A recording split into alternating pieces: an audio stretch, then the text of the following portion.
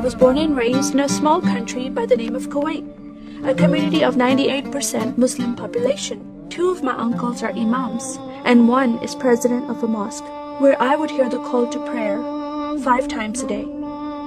As a Muslim, the word Yahudi, which means Jew, was instilled in me as a bad word, as a cuss word. Yahudis should not exist. They should be killed, and I never thought to question why would I hate them.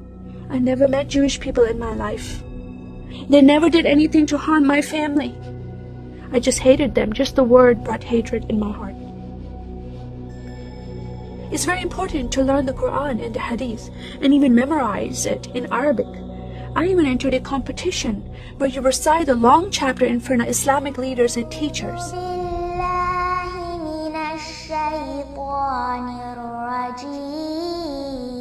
And I came 2nd place. I thought I did a good job.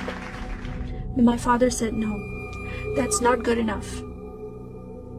Most of my life for me, it was alone, by myself, broken person, in need of love from my family, but I never received it from them.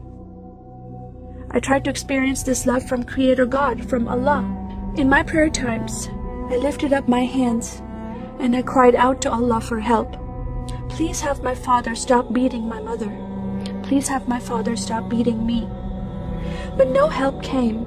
God is not a personable God to Muslims. God doesn't say, I love you. Saddam Hussein forces came in the middle of the night and invaded the small country of Kuwait.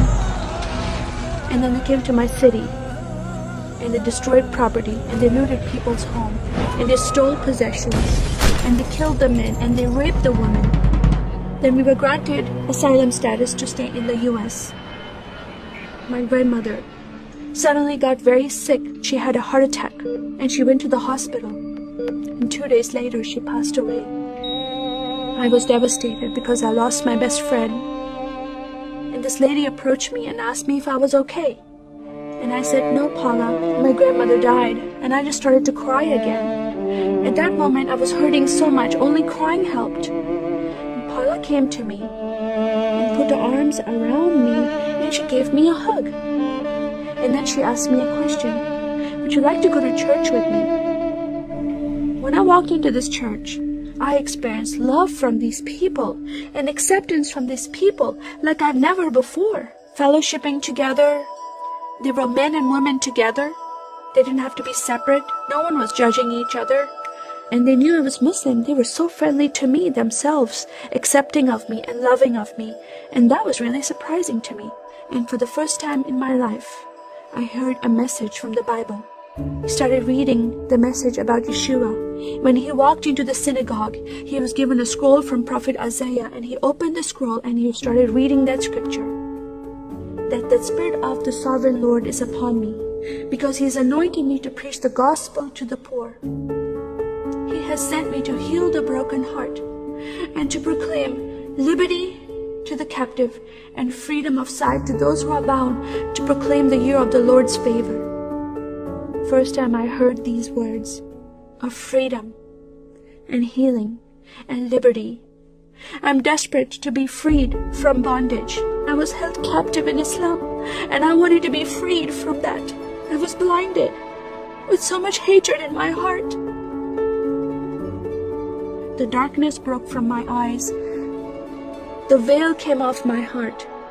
I knew the decision I was making to leave Islam is a big decision. By Sharia law, Islamic law, it is death penalty. But I'm desperate to know a living God. In that day, I gave my life to becoming a follower of Jesus. This is the God of Israel, God of Abraham, Isaac, and Jacob. And the nation of Israel is God's heartbeat. And I said, God, forgive me. I did not know I hated your people. I love the Jewish people because it's their God, their Messiah that I'm following, and He told me to love them. I never knew what happened to the 6 million Jews that died. I never heard that in Kuwait in history. Now that I met Holocaust survivors, I know their story, and I shared my story with them. Your God, your Messiah, changed my heart, giving His life for me.